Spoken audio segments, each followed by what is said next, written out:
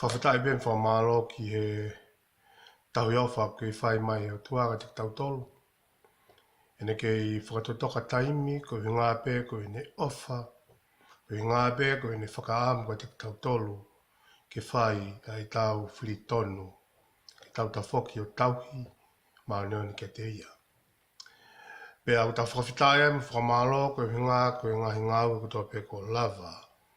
E wike mahuinga koe ni tau situ atu ki ai, me ko e ngai sias whakaristian tō lahi, o kuna ui a wike ura ki ko wike o haa mo.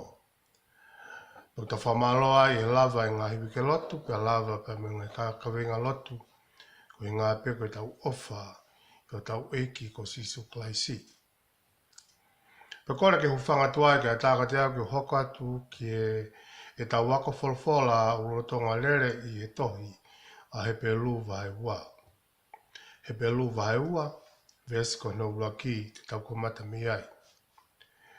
Pe an wharea, ko e mea ai au to tonu ke a siri ai a e tau tokanga mo i tau whakatokanga ke ngai mea kuongo mai.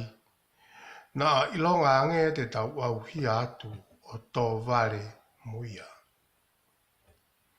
Wharea ko ia ai pāki au e si o pehe mai. Ko e mea ai au to tonu ke a siri ai tau tokanga lahi ke ngai mea kua tau whanongo ki ai. Te ria nā tau tukuange me ai i aho. Au ta whamalo mo ta whawheta i ai ki he eiki ko hi ngā koe whakatokanga ne whai mai. O whawhau mai he ne whulwhua.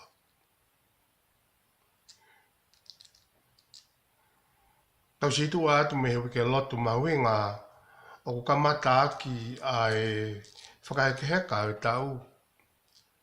Pau totona o pito ke tau hiwa whakataha pē me kau a ngelo e sā me te au whahiwa ves ura ki. O tau hareruia mo hiwa ki he eiki aki ha hiwa fo au pia whaihono whakamalo ia i he whakataha o ene kaulotu. Talamahi pe te rea ke heni koe whaunga eni ke tau whakahaa e tau appreciation mo e tau ofa ki heiki. Ko hewa hallelujah pe, whakawhetai pe sisu. Hewa ki he eiki aki ha hiwa fo o. O whai aki ano whakamalo ia.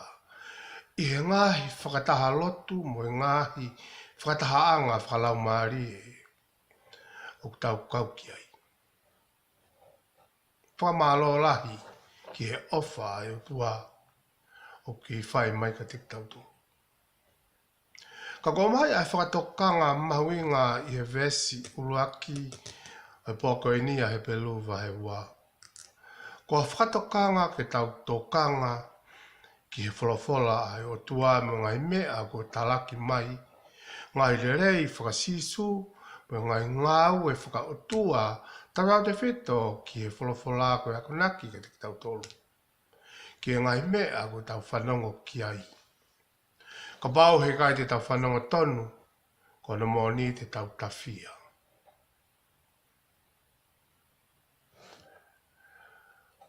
O ki ai a ngahi whakatokanga la lahi e nima, e tohi koe na he pelu. Ko blak whakatokanga e ni o tala mai ko ia i e wahe no wawe suraki. Ki e whaa. Ke whakatokanga uraki e tohi a he pelu. O tala mai ke tau mo ui aki a he wholawhola. Ki ewa nā whaiwhaange ko tau au hia. He ko henga e tau au hia ko i ngā i kai ke tau whanongo to tonu ke wholawhola e o tua. E tau whanongo to tonu ke wholawhola e o tua. O kumalawai ke tau whai ke whinangalo o e o tua. Whakatokanga whikauraki ia. He pelu vai ua. Vesu laki ke wha. Ko whakatokanga no ua asia ia he pelu vai tolu. O talamai o kurerei pe alahi a kalaisi ia mo sese. Ko ia ka pau e kai te tau tui kia te ia. E to tonu ke lahi hake o tau tea, o tau tea. E tau tea nei hoko ki Isleri, loto whewheka. Talamai heni e sisu. Ko ne hao o whakaha mai ka te tau tolu a e ne lotu le rei mo moni o mo ne lotu totonu. Ko taha e a rea ne whai sisu te ha mātiu. Nā kake winga e ne hau a nei a ke ne whakatāia ngawi a lao a Mosese. Ka kuhau ia ke whakakakato a lao a Mosese. Whangai beka mea na tau lawe mea ngai vesi ki mua. Ko e ngahi palofesai mo e ngahi tutuni ka pehe ke e ngahi tala noa e whakawa motua. Ko e whakamelo melo bea pe ko e shadow bea pe ko e ata kotoa bea ki a sisu i whakawa fo. Ko e whatokanga no wai he pelu vai tolu te tau tuka at piki ai. Mahui ngā ke tau tauhi kakato ki e wholofola e utua. Whatokanga hono tolu he pelu vai wha. O whatokanga te tau tolu a iwi mālohi o e wholofola e utua. E koe ka pasa e pe mo tu hulu ke he tau mo ui. Talo mai apostolo ka paula i kai tene teitei mai a e kosperi ko no winga ko ia. Ko iwi whamo ui a e utua ko wha ko toa ia i hene kosperi.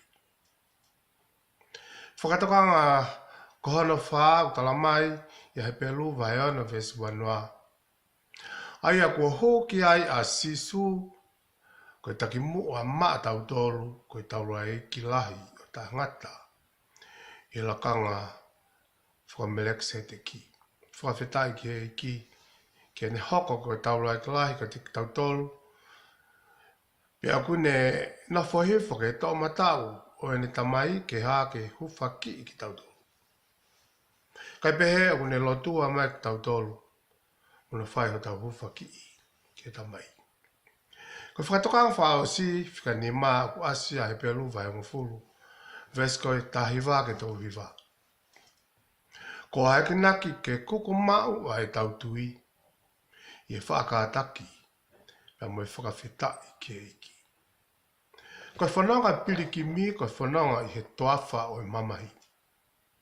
Ko e whanonga piliki mi mo e fua kolosi. Ko pau ke tau fō watu i e whaingata alahi. Ka kutala mai he whakatokanga koe ni a he pelu vai ang full vestai wa ke tolu i wa. Ko e whakatokanga i a hono ni ma. Ke tau kuku mau e tau tui i e whakataki o e whakawhetai. Ko e whaunga pēr la vai ke tau wikuna ai whiri. E pākau ni te tau sio ke whakatokanga whika uraki o ko mai i e vesi uraki koe ni o he pelu vai ua. Ko e whakatokanga au tala mai ke tau mo ui aki a e wholofola. Ke oma nā whaiwhai ko tau auhia. Pē ko ke tau more. Ko tai whanau a mo mui mui ke wholofola e o tua e hoko ai. E tau auhia mo more. Pea hoko ai tau tafoki me tauhiki o tua o mohui ke tau tauhi ki ngahi o tua o kumati.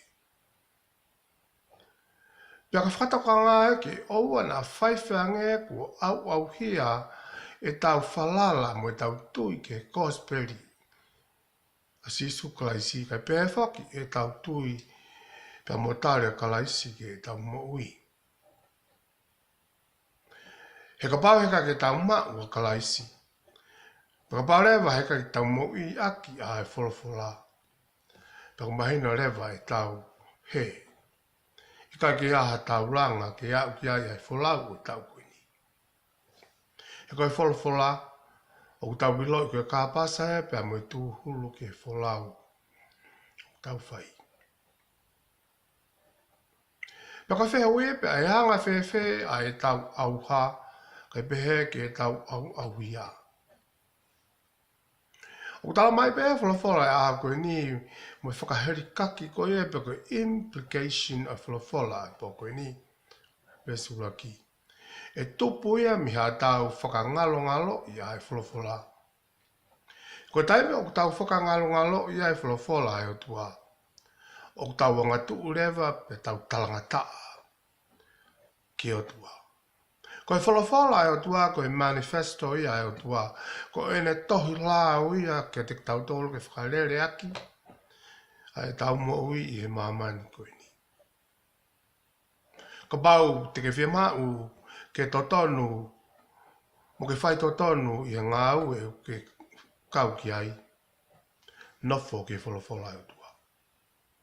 Ko bau ke whia mau ke mau mālohi ki hono tataki o siasi o ke whai whikau ai. Nofo ke wholofola e o tua. Ka pau te ke whia mau ke mau luta a nofo mari, nofo ke wholofola e o tua. I kai ke ngata pē he tau nofo ke wholofola e o tua ka ke tau whanongo pe tau tāria ki loto. Ko taima ko tau whakangalo ia ia wholofola e o tua. Mo talangata ki ai. Ko ne ko anga te tau tawhia, te tau auhia. He ko tau osi whanongo ke kosperi. Ko tutu nia mo ko mai he vesi ko ni, o e aha ko ni. Tokanga.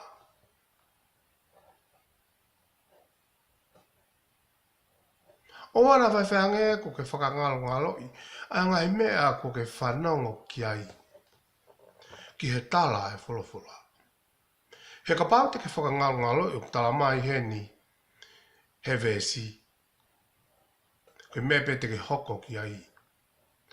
Te ke auhia, tau whakarea e pākumotua, pa ke tō vare te muia. Ko taimi ko ia kwa ke tau nofo ai ke wholofola, o Maria no mai, he vesi o e ahkoini.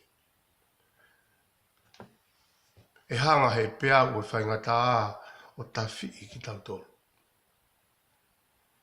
Pa ke tau tō koe ke he pea ue whaingata, koe ke te aha tau mua.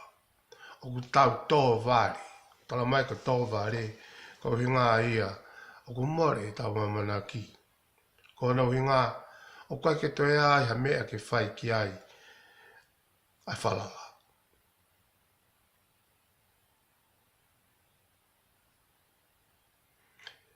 He kumahuenga pite tau whanongo ki he kosperi koe na sisu. He koe kosperi a sisu klaisi.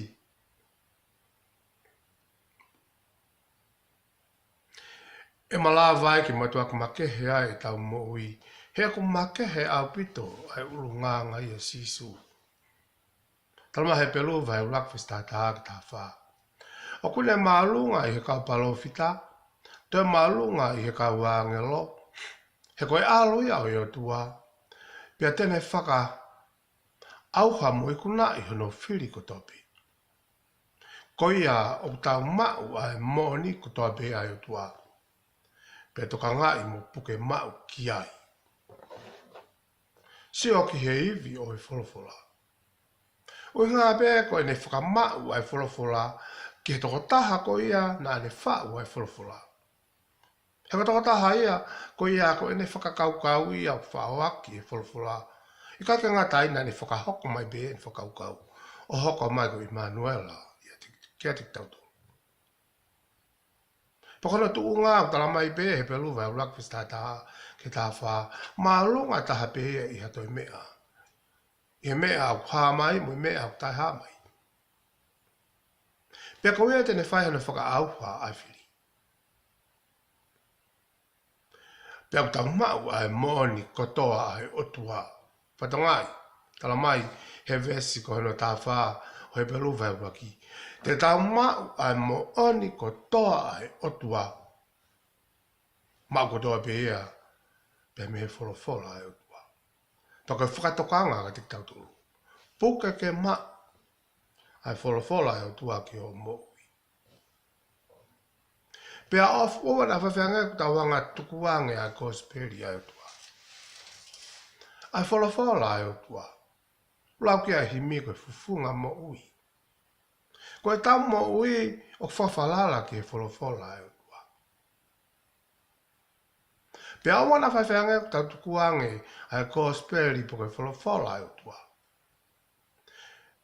Ke whaiwhenga ko whakangalo ki me o tau loto, ke ngalo pe more mi he tau whakakaukau. E lawa pe ke more ai wholofola.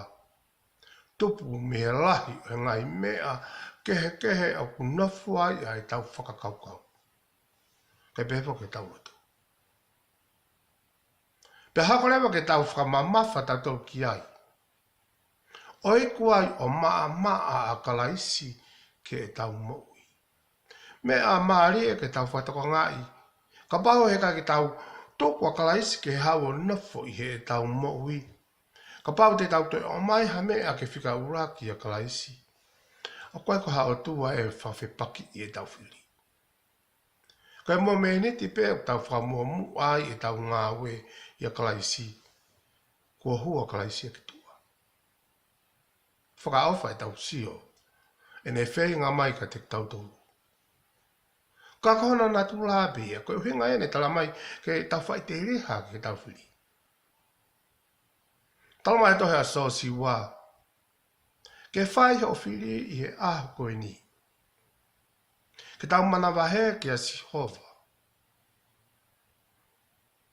Ka tau tau hianga tonu ki he eiki. He koe o tua o i mooni pa mo hianga tonu. Koe whau ngai au tauhi mai aki, pa koe whau ngai au whārere aki he o tua ai pure anga o langi, ko o kune tauhi aki ene maoni oni mo ne anga tonu pa mo ene mooni. Koe pore maari ene whai so si wā. Ke whai ho whiri i he aho koini. Ka koa mo ho whare. Te mau tauhi ke si ofa. Mahu e ngai o pi ki tai, ki he wholofola ma kosperia e tua. Peke tau mana tui i he aho kotopi. He koe mea e au totonu ke tau whai i he aho kotopi ke oua e ngalo me tau mana tu. Ke hiria e tau whanongo ki he kosperia e ki. Pe tau whakalau lau loto lewa ki ai. Ke hange koe lau koe a same. Ke tau whakalau lau loto ki ai. I he aho pia moi po. Same ula ki vesi wā. Ko ene whiawhia aia i he whono a si ova. Pe ko ene whono ne whakalau lau loto ai. I aho moi po. Koe whakatoka ngā ena e whai e sosiu a vai ula ki vesi walu. Ke kakai sleri. Ke oa na whaiwhange kuna whakangalo i wholofola e tua. Do not depart. Me lawa e tua. Ka ke whakalau loto ki ai i he aho pia moe po. Ke lava ke hanga e wholofola o ako i ho moui ke mahinoi. Ai uhenga ho moui ke mahinoi ai whina ngalo e tua. He koe makatu ngai a o i whiawhia katope. Makatu ngai a tu maari. Makatu ngai a wawonga taha. Makatu ngai a whewo whani. Ke owa na whaiwhange kua ngalo ai wholawhola e tua. He koe whiawhia a sihowa o ku whaia ki e kakai o ku nau nofo mo whakalau roto ki e ne wholawhola. Ke tau whakalau roto pia mo ui aki ai wholawhola. Toko lahi o tau tolu tau poto i. He mea koe ni koe quote ngai ves wholawhola. Ka koe mo ui aki ai wholawhola, mea lahi e koe ki tau lava.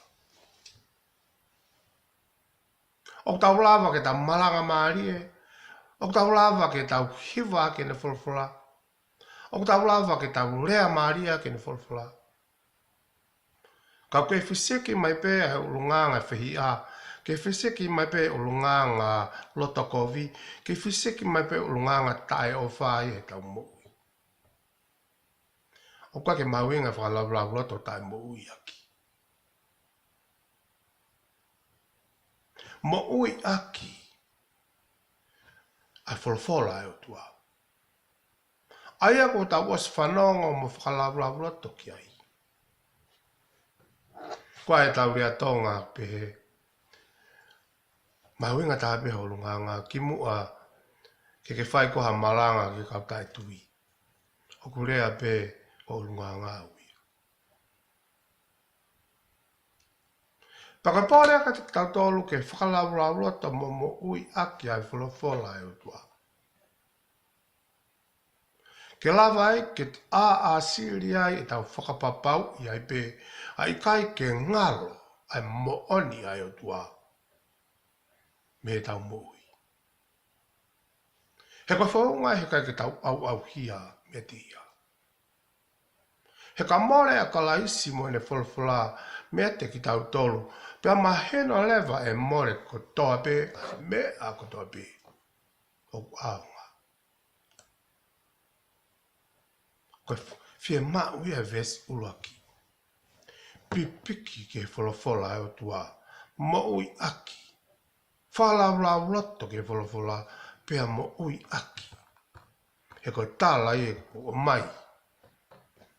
Te apostolo ka te tautole poko ini. Koe mea tatanuia ke a siri e tau tokanga lahi ki ngai mea ko tau whanongo ki ai ke wholawhala ai o tua. Koe whakatokanga me loto langi. Koe whakatokanga o e ofa. Tala mai, te ria na whaiwheange. Ko tau au hia. Te ria na whaiwheange. Ko tau tō vare. Koe tō vare, koe ngari vare. Koe tō vare, koe whakaawhalahi. Ke ātaha e tō ke alo. Au hia i hafo i pe au o mahino rewa. O koe ki aha a manaki. Koe tō vare mo ni a tangata. Ka pau he ka ki ai. Ha wholofola mo makatu unga o ene mo'i. Koe tohi tā pū whoki o tā ui koe Bible. Ka kumahari e hono vete e kau teolosia whakatisai pare toko lahi e winga. A whuerea koen koe Bible. O nau pehe ko hinga e whuerea koe ni ai Bible ngā initial IIB which stands for Basic Instruction Before Leaving Earth. Ko hangahi tutu ni mahino ka te tau tolu. Ko hangahi tutu ni he ka te tau confuse ai.